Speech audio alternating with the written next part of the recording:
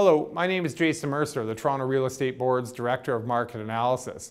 With the release of the September Market Watch, we now have 3 quarters of 2014 in the books. And so with this in mind, I'd like to take a few minutes to go through what we've seen so far this year, as well as what we expect through the remainder of 2014. So let's start by looking at September. We saw 8,051 deals through the Toronto MLS system last month. And this represented almost an 11% increase in comparison to September 2013. We can also look at year-to-date sales, which are up by about 7% in comparison to the first 9 months of 2013, with a total number of sales coming close to 73,500. Now, if we continue to see the same pace of price growth that we saw in September for the remainder of 2014, we could be flirting with a new annual record in terms of transactions.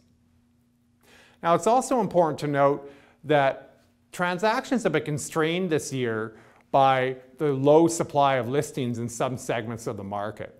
And so we've continued to see a lot of competition between buyers. So last month, we did see the number of new listings coming onto the MLS system up in comparison to last year, but the rate of growth was still much less than what we saw in terms of sales. And so with this enhanced competition between buyers, we also saw the continuation of very strong price growth. So the average selling price in the Greater Toronto Area in September was up by almost 8% to over $573,000. We can also take a look at the year-to-date average selling price. So through the first 9 months of 2014, that average price came in at almost $564,000, and that represents an 8.5% year-over-year increase.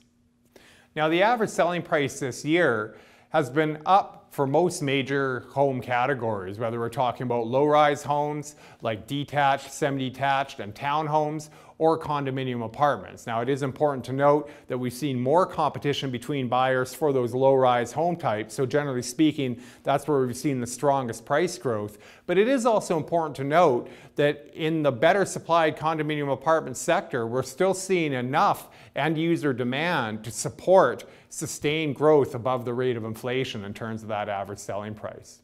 So with that said, I look forward to speaking with you again at the beginning of November when we'll go through October 2014 statistics. Thank you very much.